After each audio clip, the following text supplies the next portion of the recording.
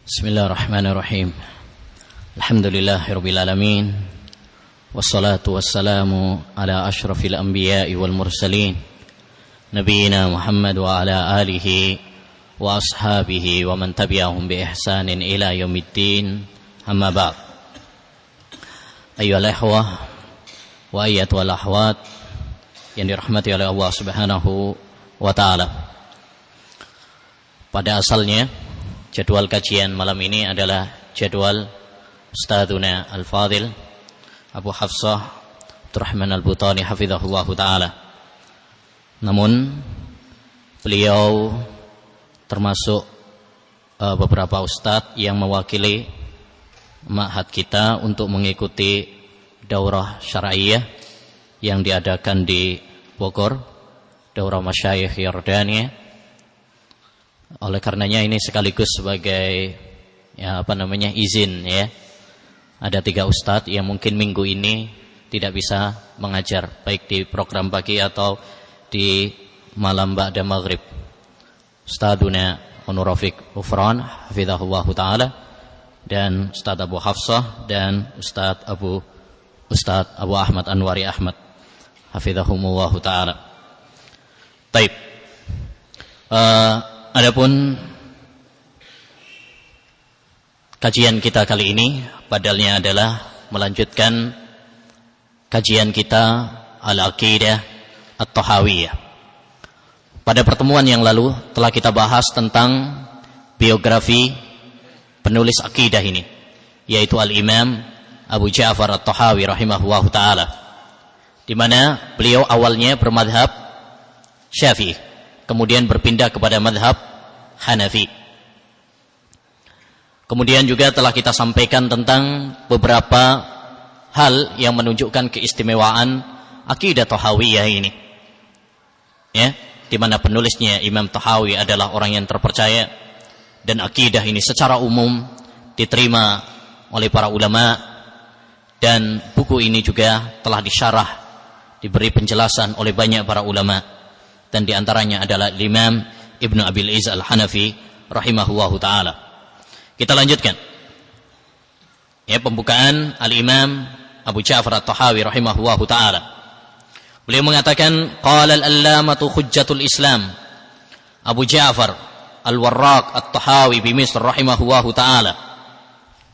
Berkata Al-Imam Abu Ja'far At-Tahawi rahimahullahu ta'ala, hadza dzikru bayani aqidati ahli sunnati wal jamaah ala madhhabi fuqaha'il millati Abi Hanifata An-Nu'man bin Sabitin Al-Kufi wa Abi Yusufa Yaquba ibni Ibrahim Al-Ansari wa Abi Abdullah Muhammad ibn Al-Hasan Asy-Syaibani ridwanullahi alaihim ajma'in wa ma ya'taqiduna min usulid dini wa yadinuna bihi rabbal alamin. Berkata Al-Imam At-Tahawi rahimahullahu ta'ala, hadza, inilah, ini isim isyarah, ini. Taib, seorang penulis tatkala mengatakan ini padahal belum ada isinya, ya. Oleh karenanya tatkala seorang penulis mengatakan ini, ya, bisa jadi maksudnya adalah 3 kemungkinan. Kemungkinan yang pertama, beliau menulis isi dulu, baru kemudian menulis pembukaan. Isi ditulis sampai selesai, baru kemudian apa? Pembukaan. Sehingga beliau mengatakan, inilah yang sudah saya tulis, adalah akidah Ahlussunnah wal Jamaah. Kemungkinan yang kedua, yaitu maksud inilah, yakni inilah yang akan saya sampaikan, ya, inilah yang akan saya sampaikan. Baik. Kemungkinan yang ketiga adalah inilah kitab yang ada di hadapan Anda semuanya, ya, berisi dzikru bayani aqidati ahli sunnati wal jamaah, ya, penyebutan, penjelasan tentang akidah, keyakinan Ahlus Sunnah wal Jamaah ala madhhabi fuqaha'il millah, sesuai dengan madhab para fuqaha agama ini. Abi Hanifah An-Nu'man bin Thabit Al-Kufi, Al-Imam Abu Hanifah masyhur, salah seorang tokoh madhab pencetus madhab Hanafiyah. Wa Abi Yusuf Ya'qub bin Ibrahim Al-Ansari. Imam Abu Hanifah adalah salah seorang tokoh imam madhab 4. Beliau dilahirkan pada tahun 80 Hijriyah. Dan beliau mendapati sebagian sahabat. Di antaranya adalah Anas bin Malik rahimahullahu ta'ala. Beliau wafat pada tahun 150 Hijriyah. Adapun Abu Yusuf Ya'qub bin Ibrahim Al-Ansari, ini adalah kawan Imam Abu Hanifah rahimahullahu ta'ala. Dan termasuk murid senior beliau. Murid senior beliau. Di antara muridnya adalah Al-Imam Ahmad rahimahullahu ta'ala. Beliau dilahirkan pada tahun 113 Hijriah dan wafat pada tahun 183 Hijriah. Dan beliau diangkat oleh Harun Ar-Rasyid sebagai gubernur. Qadhi. Sebagai bukan gubernur, qadhi, yaitu hakim. Taib. Wa Abi Abdullah Muhammad bin Al-Hasan Asy-Syaibani. Muhammad bin Al-Hasan Asy-Syaibani adalah murid senior juga Imam Abu Hanifah rahimahullahu ta'ala. Beliau belajar kepada Imam Abu Hanifah dan belajar kepada Imam Malik rahimahullahu ta'ala. Dan beliau lahir pada tahun 132 Hijriah dan wafat pada tahun 179 Hijriyah.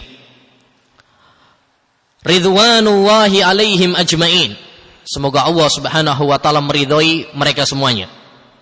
Wa ma ya'taqiduna min usuliddin, dan apa yang mereka yakini dari perkara-perkara pondasi agama, landasan-landasan agama, yaitu masalah akidah. Wa yadinuna bihi, yadinun dengan menfathah ya. Dan apa yang mereka beragama dengannya kepada Rabbul Alamin, Rabb semesta alam. Yadinun, beragama. Dana yadinu. Adapun kalau dengan mendhammah, melecehkan. Oleh karena itu kalau dibaca dhammah maknanya fatal. Mereka melecehkan Rabbul Alamin. Adana yudinu, merendahkan. Taib. Rabbul Alamin, Rabb semesta alam. Taib. Rabb, makna Rabb adalah al-murabbi, pengatur. Pengatur alam semesta ini. Dan rububiyah Allah Subhanahu wa taala kembali kepada 4 hal. Intinya kembali kepada 4 hal. Yang pertama adalah masalah memberi rizki. Yang kedua, memiliki, merajai. Yang ketiga, menciptakan. Dan yang keempat adalah mengatur. Ini 4 hal yang merupakan poros rububiyah. Hal ini terkumpul dalam surat Yunus ayat 31. Di mana Allah Subhanahu wa taala berfirman, "Qul may yarzuqukum minas sama'i wal ard." Katakanlah, siapakah yang memberikan rizki kepada kalian dari langit? Ini pertama, rizki. Amma yamlikus sam'a wal absar. Wa may yukhrijul mayyita minal hayy. Dan siapakah yang mengeluarkan orang yang hidup dari setelah mati? Wa yukhrijul mayyita minal hayy. Dan mengeluarkan orang yang mati dari kehidupan. Taib, ini penciptaan. Poros yang kedua. Wa may yudabbirul amra. Dan siapakah yang mengatur alam? Siapakah yang mengatur alam? Taib. Fasayaquluna Allah, mereka akan mengatakan Allah Subhanahu wa taala, faqul afala tattaqun. Jadi kul may yarzuqukum minas sama, ini yang pertama, rizki. Amma yamlikus sam'a wal absar, memiliki, merajai. Ini yang kedua. Wa may yukhrijul hayya minal mayyit, ya, masalah penciptaan, ya. Dan yang ketiga adalah wa man yudabbirul amra, siapa yang mengatur. Dan rububiyah Allah Subhanahu wa taala terbagi menjadi dua. Yang pertama, rububiyah secara umum, di mana Allah Subhanahu wa taala menciptakan umat manusia, memberikan rizki kepada mereka secara umum, baik yang kafir maupun yang muslim, baik yang taat ataupun maksiat. Semuanya diatur oleh Allah Subhanahu wa taala. Semuanya diberi rizki oleh Allah Subhanahu wa taala. Semuanya adalah ciptaan Allah Subhanahu wa taala. Ya, wa ma min dabbatin fil ardi illa 'ala Allahi rizquha. Tidak ada makhluk pun yang di muka bumi ini, ya, kecuali dalam tanggungan rizki Allah Subhanahu wa taala. Semua makhluk, baik muslim ataupun kafir, ya, baik dia maksiat ataupun taat. Taib. Adapun rububiyah yang kedua adalah rububiyah khusus, khasah, rububiyatun khasah, yaitu rububiyah Allah Subhanahu wa taala berupa taufik, berupa iman dan ilmu kepada hamba-hamba pilihannya, kepada orang-orang yang beriman, kepada orang-orang yang saleh dan bertakwa kepada Allah Subhanahu wa taala dari kalangan para nabi dan orang-orang yang mengikuti mereka. Jadi rububiyah ada dua macam, rububiyah amah dan rububiyah khasah. Rububiyah secara umum, di mana Allah Subhanahu wa taala mengatur, menciptakan, merajai, ya, dan memberikan rizki kepada seluruh makhluk. Dan yang kedua, rububiyah secara khusus yang diberikan oleh Allah Subhanahu wa taala kepada hamba-hamba pilihannya, kepada orang-orang saleh, kepada para nabi dan orang-orang yang mengikuti mereka. Oleh karenanya ayyuhal ikhwah, di sini dapat kita mengetahui rahasia kenapa kebanyakan doa dimulai dan dibuka oleh Allah Subhanahu wa taala dengan Rabbana. Kebanyakan doa Rabbana atina fid dunya hasanah, Rabbana hab lana min azwajina wa dzurriyyatina, Rabbana ighfir lana wa li ikhwanina, Rabbana la tu'akhidna. Kebanyakan doa-doa didahului dengan kata Rabbana. Ya, karena rububiyah ada dua macam. Apabila yang berdoa adalah orang-orang saleh dan orang-orang yang beriman, maka dia meminta kepada Allah rububiyah yang khusus. Ya, taib. Rabbul alamin, Rabb alam semesta. Al-alamin, ya, alam adalah kullu ma siwa Allah. Semua yang selain Allah itulah alam. Ya, seperti dalam usul salasa, ya. Wa kullu ma siwa Allahi alam wa ana wahidun min dzalikal alam. Semua selain Allah Subhanahu wa taala itu disebut alam. Dan saya, ya, sebagai seorang manusia termasuk bagian dari alam semesta tersebut. Dan alam disebut alam, kenapa? Alam diambil dari bahasa Arab yang artinya tanda. Alam semesta ini, ya, berupa langit dan bumi serta isinya, disebut alam semesta karena semua itu adalah tanda atas kebesaran Allah Subhanahu wa taala. Wa fi kulli syai'in lahu ayah tadullu ala annahu wahidu. Dan dalam segala sesuatu itu terdapat tanda yang menunjukkan keesaan Allah Subhanahu wa taala. Ya. Dan tanda ayat ada dua macam. Yang pertama ayat kauniyah, tanda-tanda secara kauniyah. Langit, bumi, semua ini adalah tanda tentang kebesaran Allah Subhanahu wa taala. Coba lihat bangunan Allah Subhanahu wa taala berupa langit yang begitu kokoh.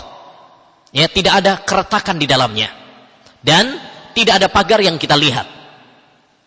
Ya, makhluk aja kalau bikin masjid sebesar ini aja, ya, mungkin ada keretakan. Dulu ini awal-awal aja jatuh, ya kan?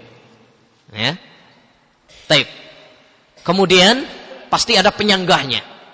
Tapi lihat kebesaran Allah Subhanahu wa taala hanya dalam langit saja, belum pada tanda-tanda yang lainnya. Yang kedua adalah ayat syar'iyah, tanda-tanda Allah Subhanahu wa taala yang syar'i. Lihat Al-Qur'an yang berisi petunjuk yang sangat indah bagi umat manusia. Lihat keindahan syariat Islam. Lihat para nabi yang datang membawa petunjuk bagi umat manusia. Semua itu terdapat tanda-tanda tentang kebesaran Allah Subhanahu wa taala. Tanda-tanda tentang keesaan Allah Subhanahu wa taala bagi orang-orang yang mau memperhatikan. Fakul afala tattaqun, maka katakanlah, kenapa kalian tidak bertakwa kepada Allah Subhanahu wa taala? Baik. Dalam poin ini, yaitu apa yang disebutkan oleh Imam At-Tahawi dalam paragraf ini, ada beberapa pembahasan yang perlu kita cermati. Pembahasan yang pertama yaitu kalimat beliau, hadza dzikru bayan aqidah. Aqidah. Berarti masalah dalam agama ini terbagi menjadi dua. Terbagi menjadi dua. Ada masalah akhbar, berita, dan ada masalah ahkam, hukum. Jadi masalah dalam agama ini terbagi menjadi dua. Ada masalah berita, khobar, dan ada masalah hukum. Hal ini disebutkan oleh Allah dalam surat Al-An'am ayat 115. Allah berfirman, wa tammat kalimatu rabbika sidqaw wa adla. Dan telah sempurna kalimat Rabbmu sidqa, jujur. Jujur dalam hal berita-beritanya. Tidak ada kebohongan dan kedustaan. Wa adla, dan adil, yakni dalam hukumnya. Baik. Apabila masalah itu adalah berkaitan dengan berita, maka kewajiban kita adalah mengimaninya. Dan ini yang disebut dengan akidah. Ini yang disebut dengan akidah, yaitu sesuatu yang harus kita imani, yang harus kita percayai, yang harus kita yakini. Ini adalah akhbar, masalah berita. Adapun masalah yang kedua, yaitu masalah hukum-hukum. Yang ini harus kita jalankan kalau itu perintah, dan harus kita jauhi kalau itu suatu larangan Allah Subhanahu wa ta'ala. Baik, jadi ini masalah yang pertama, bahwasanya masalah dalam agama itu ya ada dua macam. Ya. Ada masalah akhbar, berita, yang harus kita percayai dan harus kita yakini, dan inilah yang dimaksud dengan akidah. Ya. Akidah, ayyul ikhwah, secara bahasa adalah al-aqdu war-rabt, ikatan. Ya. Secara bahasa adalah ikatan. Ya. Adapun ya secara istilah yang dimaksud dengan akidah, ya, yang dimaksud dengan akidah adalah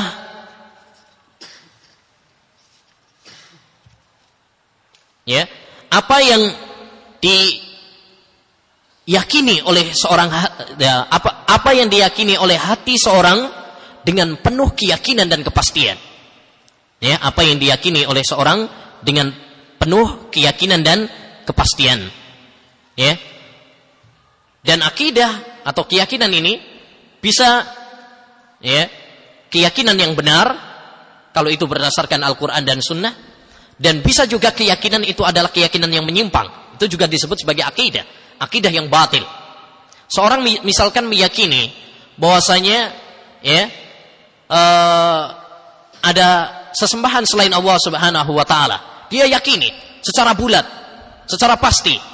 Maka ini juga disebut sebagai akidah, tapi ini akidah yang batil, ya, akidah yang rusak. Baik. Yang kedua, masalah yang kedua dari paragraf ini adalah kalimat ahlus sunnah wal jamaah. Ya. Apa yang dimaksud dengan ahlus sunnah wal jamaah? Ini penting.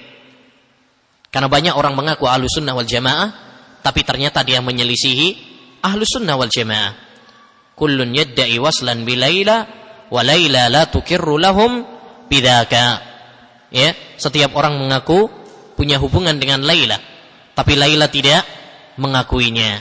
Banyak orang mengaku ahlus sunnah wal jamaah, tapi ahlus sunnah wal jamaah tidak mengakui dia. Ya, oleh karenanya perlu kita fahami apa yang dimaksud dengan ahlus sunnah wal jamaah, dan bagaimana ya dasar-dasar pemikiran ahlus sunnah wal jamaah. Ahlus sunnah wal jamaah diambil dari dua kata. sunnah dan jamaah. Maka perlu kita memahami apa itu sunnah dan apa itu jamaah. Selanjutnya nanti dapat kita ketahui apa yang dimaksud dengan ahlus sunnah wal jamaah. Sunnah secara bahasa adalah at-tariqah, ya, jalan. Berkata Imam Ibnul Mandur, as-sunnatu as-siratu hasanatan kanat au qabihatan.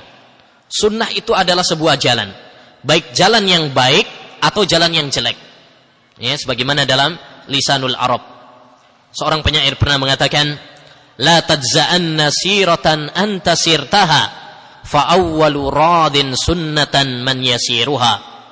Janganlah kamu ya meremehkan suatu jalan yang kamu jalani sendiri. Jangan kamu melecehkan suatu jalan yang kamu jalani sendiri. Orang yang pertama kali meridhoi suatu jalan adalah orang yang berjalan di atasnya. Ya, oleh karenanya dalam sebuah hadis ada lafaz man sanna sunnatan fil islami falahu ajruha wa ajru man amila biha. Wa man sanna fil islami sunnatan sayyi'atan falahu wizruha wa wizru man amila biha. Ya, barang siapa yang memberikan sunnah yang baik, jalan yang baik, contoh yang baik, maka dia akan mendapatkan pahala dan pahala orang yang mengikutinya. Dan kalau dia memberikan suatu sunnah, suatu jalan, suatu contoh yang jelek, maka dia mendapatkan dosa dan dosa orang yang mencontohnya. Di situ Nabi SAW mengatakan bahwasanya sunnah itu mencakup sunnah yang baik dan sunnah yang jelek. Ya, dan sunnah ayyuhal ikhwah dimutlakan untuk 3 makna. Terkadang sunnah itu dimaksudkan adalah hadis kalau diiringkan dengan Al-Quran. Ya, kalau diiringkan dengan Al-Quran. Seringkali Al-Quran dan sunnah, maksudnya hadis. Baik. Makna yang kedua, ya, sunnah bermakna sesuatu yang tidak wajib. Misalkan kalau kita mengatakan sholat rawatib itu hukumnya adalah sunnah, maksudnya tidak wajib. Ya, maksudnya tidak wajib. Dan yang ketiga, ya, yaitu jalan yang dilalui oleh Rasulullah SAW, baik dalam masalah akidah atau ibadah atau akhlak. Ya, ini apabila diiringkan dengan kata bid'ah. Perhatikan hadis Nabi SAW, fa'alaikum bisunnati wa sunnatil khulafa'ir rasyidin al-mahdiyin adzu 'alaiha bin nawajid wa iyyakum wa muhdatsatil umur. Hendaknya kalian berpegang teguh dengan sunnahku. Yani jalan yang dilalui oleh Rasulullah baik dalam masalah akidah, ibadah, akhlak dan yang lainnya. Sebagaimana yang dijelaskan oleh Al-Imam Ibn Rajab dalam Jamil Ulum wal Hikam. Ya. Dan sunnah khulafa'ur rasyidin, kemudian Rasulullah mengatakan adzu 'alaiha bin nawajid. Ya, gigitlah dengan gigi geraham. Lalu mengatakan wa iyyakum muhdatsatil umur, hati-hatilah kalian dari perkara yang baru dalam agama. Ini menunjukkan bahwa sunnah apabila diiringkan dengan bid'ah, maka maksudnya adalah apa yang dijelaskan oleh Imam Ibn Rajab, yaitu apa yang dilalui oleh Rasulullah, apa yang menjadi pijakan Rasulullah dalam masalah akidah, dalam masalah ibadah atau akhlak beserta para sahabatnya. Taib. Yang kedua, ya, kalimat yang kedua adalah al-jamaah. Al-jamaah, banyak penafsiran tentang jamaah ini. Setidaknya ada 5 penafsiran. Ya, 5 penafsiran. Sebagian para ulama mengatakan al-jamaah maksudnya adalah as-sawadul a'zam, kelompok yang banyak. Sebagaimana penafsiran sahabat Abdullah bin Mas'ud radhiyallahu anhu. Pendapat yang kedua, ya, makna al-jamaah adalah ahlul ilm wa ahlul hadis. Ya, para ulama dan para ahlul hadis. Sebagaimana penafsiran Imam Ahmad, Imam Ibnul Mubarak dan yang lain-lain. Banyak para ulama yang mendefinisikan bahwa al-jamaah maksudnya adalah ahlul hadis atau ahlul ilm, sebagaimana dipaparkan secara panjang lebar oleh Al-Khatibul Baghdadi rahimahullah dalam kitabnya Syarafu Ashabil Hadis. Yang ketiga, makna al-jamaah adalah para sahabat Nabi, sebagaimana penafsiran Umar bin Abdul Aziz radhiyallahu an. Beliau menafsirkan bahwa makna jamaah adalah para sahabat Nabi sallallahu alaihi wasallam. Baik. Penafsiran yang keempat, makna al-jamaah adalah seluruh umat Islam. Seluruh umat Islam. Tapi ini adalah penafsiran yang batil. Penafsiran yang batil. Karena ketika Rasulullah SAW mengatakan umatku terpecah menjadi 73 golongan, seluruhnya masuk neraka kecuali satu, yaitu al-jamaah. Kalau kita katakan bahwasanya seluruh umat Islam masuk jamaah, maka hadis ini adalah tidak ada artinya. Yang kelima, makna al-jamaah yaitu suatu kelompok yang taat kepada para pemimpin mereka. Taat kepada para pemimpin mereka. Ini sebagaimana penafsiran Al-Imam Ibnu Jarir At-Tabari, demikian juga Al-Imam Syatibi rahimahullah dalam kitabnya Al-I'tisam. Baik. Kalau kita lihat tadi dari 5 penafsiran, yang benar adalah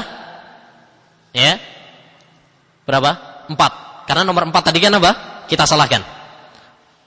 Berarti hanya 4 penafsiran yang benar. Dan bila kita lebih ringkas lagi, kita saring lagi, maka sebenarnya dari 4 penafsiran tersebut tidak ada kontradiksi, tidak ada pertentangan. Itu kenapa? Karena sebagaimana disebutkan oleh Al-Khattabi dalam kitabnya Al-Uzlah, bahwa jamaah itu ada 2 macam. Jamaah itu ada 2 macam. Yang pertama, jamaah fil ara'i wal adyan, yaitu bersatu dalam pemikiran dan agama. Dan tidak ada persatuan yang sebenarnya, tidak ada persatuan yang hakiki kecuali apabila kita bersatu di atas Al-Quran dan Sunnah. Penafsiran nomor 1, nomor 2, nomor 3 itu semuanya adalah penafsiran untuk jamaah dalam beragama. Makna yang pertama yang disebutkan oleh sahabat Ibnu Mas'ud, bahwa jamaah adalah kelompok yang banyak. Maksudnya kelompok yang banyak pada zaman Ibnu Mas'ud adalah kelompok para sahabat, bukan orang-orang Khawarij. Karena beliau mengatakan as-sawadul a'zam pada zaman beliau. Pada zaman beliau, di mana muncul beberapa pemikiran Khawarij, lalu beliau mengatakan hendaknya kalian mengikuti kelompok yang banyak. Maksud kelompok yang banyak adalah para sahabat Nabi. Penafsiran yang kedua, bahwasanya al-jamaah adalah ahlul ilmu ahlul hadis, seperti penafsiran Imam Ahmad, itu karena para ulama ahlul hadis itulah mereka yang berpegang dengan Al-Quran dan hadis pada zaman Imam Ahmad. Di saat orang tersesat, menyimpang dari akidah Ahlussunnah wal Jamaah, para ahlul ilm, para ahlul hadis, mereka tetap kokoh, tegar di atas al-haq. Dan para sahabat, jelas penafsiran yang ketiga pun tidak bertentangan, karena seluruh para sahabat mereka berpegang teguh dengan Al-Quran dan hadis. Jadi 3 penafsiran ini tidak ada yang bertentangan. Adapun jamaah yang kedua, yaitu jama'atun fil abdan, bersatu dalam badan. Bersatu dalam badan. Yang ini terwujudkan apabila kita taat kepada pemimpin. Oleh karenanya apabila kita taat kepada pemimpin kita, negara akan aman. Keamanan negara akan terjaga. Lain halnya apabila pemimpin tidak dihargai. Pemimpin dikit-dikit didemo, maka yang terjadi adalah kerusakan di mana-mana. Kerusakan di mana-mana. Jadi jamaah itu ada 2 macam. Jamaah fil ara'i wal adyan, yaitu kita berjamaah dalam pemikiran dan beragama, dan tidak ada persatuan kecuali apabila berdasarkan Al-Quran dan hadis. Yang kedua adalah persatuan di dalam badan, yang ini terwujudkan apabila kita taat kepada para pemimpin kita, ya, dan tidak memberontak atau menyalahkan mereka. Baik. Setelah kita memahami makna sunnah dan makna jamaah, sekarang apa yang dimaksud dengan ahlus sunnah wal jamaah? Ahlus sunnah wal jamaah, ya, memiliki dua arti. Arti yang pertama, golongan selain Syiah. Semua golongan selain Syiah, maka dia disebut dengan ahlus sunnah wal jamaah. Ini kalau kita berbicara diiringkan dengan kata Syiah, ya, mungkinkah Sunni dan Syiah misalkan, ya, bersatu? Maksudnya Sunni di situ yaitu selain Syiah, ya, selain Syiah, apapun dia, dari aliran apapun. Baik. Yang kedua, dan ini yang kita maksud dalam pembahasan ini, dan yang dimaksud oleh Imam Abu Ja'far At-Tahawi di sini, yaitu kelompok yang berpegang teguh dengan Al-Quran dan Sunnah Nabi Sallallahu Alaihi Wasallam serta jejak para sahabat Nabi Sallallahu Alaihi Wasallam. Itulah ahlus sunnah wal jamaah. Ya, oleh karenanya Al-Imam Syekhul Islam Taimiyah rahimahullah ta'ala pernah mengatakan, man qala bil kitabi was sunnati wal ijma' fahuwa min ahli sunnati wal jamaah. Barang siapa yang berbicara berdasarkan Al-Quran dan as-sunnah serta al-ijma', itulah ahli sunnah wal jamaah. Ya, itulah ahli sunnah wal jamaah. Baik. Demikian juga dikatakan oleh Imam Ibnu Hazm dalam kitabnya Al-Fisal, beliau mengatakan, wa ahlus sunnah humus sahabah wa man salaka nahjahum min khiyarit tabi'in. Ahlus sunnah adalah para sahabat dan orang-orang yang mengikuti jejak mereka dari para tabi'in. Summa ashabul hadis, demikian juga ashabul hadis, wa man ittaba'ahum minal fuqaha jilan fajilan ila yaumina hada. Ya, dan orang-orang yang mengikuti mereka dari generasi ke generasi sampai zaman kita sekarang. Wa man iktada bihi minal awam, dan siapapun dari orang awam yang mengikuti jejak mereka, min syarqil ardi wa ghorbiha, baik dari negara timur ataupun barat, rahmatullahi alaihim, semoga Allah merahmati mereka semuanya. Jadi kesimpulan kata ahlus sunnah wal jamaah yaitu kelompok yang berpegang teguh dengan Al-Quran dan sunnah, ya, sesuai dengan pemahaman para sahabat Nabi. Siapapun dia bisa masuk di dalam, ya, kelompok ini. Tidak bisa dimonopoli oleh kelompok tertentu. Ya, sebagian orang menafsirkan ahlus sunnah wal jamaah adalah Asy'ariyah atau Maturidiyah. Sehingga Az-Zabidi dalam Syarah Ihya Ulumuddin mengatakan, idza utliqat ahlus sunnah wal jamaah fal muradu bihimul Asy'ariyah wal Maturidiyah. Kalau diungkapkan kata ahlus sunnah wal jamaah, maksudnya adalah Asy'ariyah dan Maturidiyah. Ini enggak benar. Karena terbukti bahwasanya Asy'ariyah dan Maturidiyah menyelisihi Nabi dan para sahabat terutama dalam masalah asma wa sifat, terutama dalam masalah akidah. Ya. Demikian juga sebagian menafsirkan jamaah adalah, ya, Islam jamaah misalkan, LDII. Ini juga penafsiran yang tidak benar. Ya. Ahlus sunnah wal jamaah tidak dimonopoli oleh kelompok tertentu. Semua kita, kalau kita berpegang teguh dengan Al-Quran dan Sunnah, maka kita bisa masuk di dalam kelompok ini, yaitu ahlus sunnah wal jamaah. Istilah ini, ayyuhal ikhwah, diambil dari hadis perpecahan umat, di mana Nabi SAW mengabarkan bahwasanya umat Islam akan terpecah menjadi 73 golongan. Ya, sataftariqu hadhil ummah ala salasin wa sab'ina firqah. Ya, umat ini akan berpecah menjadi 73 golongan, kulluha finnar illa wahidah. Semuanya di neraka kecuali satu. Wahiyal jamaah, yaitu al-jamaah. Dalam lafaz yang lain ditafsirkan man kana ala mislima ana alaihi wa ashabi, yaitu orang yang berpegang teguh dengan jalan saya dan para sahabat saya. Ya, itulah ahlus sunnah wal jamaah. Kenapa mereka disebut ahlus sunnah wal jamaah? Ya, mereka disebut ahlus sunnah wal jamaah karena satu, karena mereka berpegang teguh dengan sunnah. Ahlus Sunnah. Karena mereka berpegang teguh dengan sunnah. Dan mereka disebut dengan al-jamaah karena mereka bersatu. Ya, bersatu di atas al-haq. Mereka tidak bercerai-berai. Mereka tidak berselisih. Mereka mencintai persatuan dan tidak mencintai perpecahan. Jadi inilah Ahlus Sunnah wal Jamaah secara singkat. Ya. Jadi setiap orang yang berpegang teguh dengan Al-Quran dan hadis, maka dialah Ahlus Sunnah wal Jamaah. Dari sini juga dapat kita ketahui ayyuhal ikhwah, bahwa Ahlus Sunnah wal Jamaah, pedoman hidup mereka adalah satu, Al-Quran. Karena Al-Quran adalah la ya'tihil batilu min baini yadayhi wala min khalfih. Tidak ada kebatilan di dalam Al-Quran. Yang kedua adalah sunnah, hadis. Ya, karena hadis ini seperti Al-Quran. Ala inni utitul kitab wa mislahu ma'ahu. Dan yang dimaksud dengan hadis di sini adalah hadis yang sahih. Kalau nggak sahih bukan hadis. Baik mutawatir ataupun ahad. Selagi hadisnya adalah sahih, maka itu pegangan Ahlus Sunnah wal Jamaah.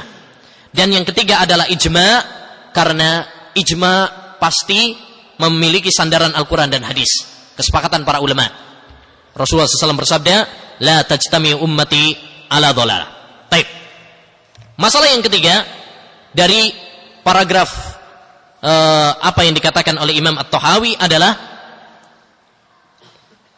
akidah ini dibangun di atas akidah Imam Abu Hanifah, ya, kemudian Imam Abu Yusuf dan Muhammad ibn al-Hasan Asy-Syaibani. Taib. Padahal kalau kita telusuri, sesungguhnya akidah ini adalah akidah Ahlus Sunnah secara umum. Semua para ulama, ya, berakidah seperti ini. Hanya saja karena penulis kitab ini yaitu Imam At-Tahawi, madhab beliau adalah madhab Hanafi, maka beliau menukil dari ulama-ulama madhab Hanafiyah.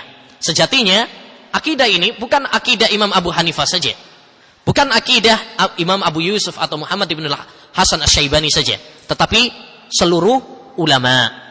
Oleh karenanya ayyuhal ikhwah, perlu diketahui bahwa semua ulama madhab 4, Imam Syafi'i, Imam Ahmad, Imam Abu Hanifah, Imam Malik, satu akidah.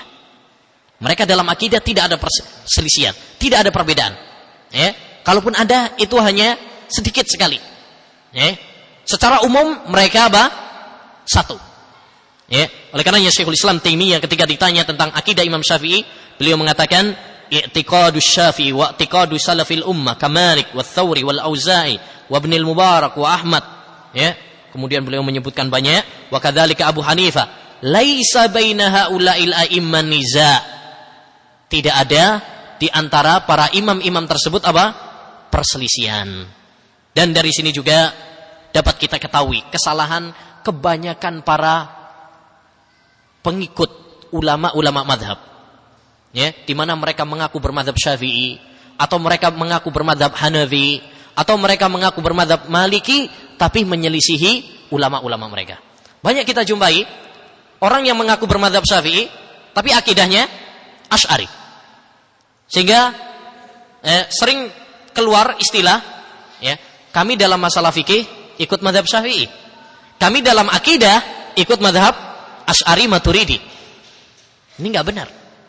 Ya, oleh karenanya Imam As-Sam'ani dalam kitabnya Al-Intisar di Ashabil Hadis mengatakan nggak pantas orang, ya, ingin membela Imam Syafi'i dalam masalah fikih, tapi nggak membela Imam Syafi'i dalam akidah. Apa Imam Syafi'i jelek akidahnya sehingga tidak diikuti? Yang diikuti hanya fikihnya saja. Ini kontradiksi. Ya, ini adalah sebuah kontradiksi. Baik, masalah yang terakhir yaitu masalah ucapan beliau usuluddin. Ya, yang dimaksud adalah masalah akidah. Karena akidah ayyuhal ikhwah memiliki beberapa istilah. Ya, memiliki beberapa nama. Dia kadang disebut sebagai akidah.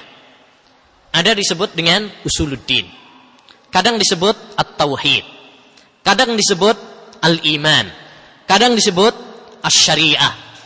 Kadang disebut as-sunnah. Kadang disebut al-fiqhul akbar. Jadi maknanya sama, yaitu masalah keyakinan yang mengurat, yang mantap di dalam hati, tapi ini memiliki beberapa istilah. Yang ini harus kita pahami juga. Ya. Kadang-kadang para ulama menulis kitab akidah, judulnya apa? As-Sunnah. Ibnu Abi Asim menulis kitab As-Sunnah, isinya akidah. Imam Al-Ajuri menulis kitab Asy-Syariah, isinya akidah. Ya. Imam Ibnu Mandah menulis kitab Al-Iman, isinya akidah. Jadi akidah itu memiliki apa? Beberapa istilah. Ya, Imam Ibnu Khuzaimah punya kitab Kitabut Tauhid, isinya akidah. Jadi akidah memiliki beberapa istilah. Ada sebuah kitab juga yang dinisbahkan kepada Imam Abu Hanifah, sekalipun dilemahkan oleh sebagian para ulama, yaitu Al-Fiqhul Akbar. Al-Fiqhul Akbar. Jadi akidah itu memiliki banyak istilah. Ya, apa saja tadi? Al-Fiqhul Akbar, Usuluddin, Tauhid, Al-Iman, As-Sunnah, Asy-Syariah. Apa lagi? At-Tauhid sudah ya? Al-Fiqhul Akbar sudah? Ya. Ya udah. Ya. Baik. Wassallallahu wasallam ala nabiyina Muhammad wa ala alihi wa sahbihi ajmain. Assalamualaikum warahmatullahi wabarakatuh.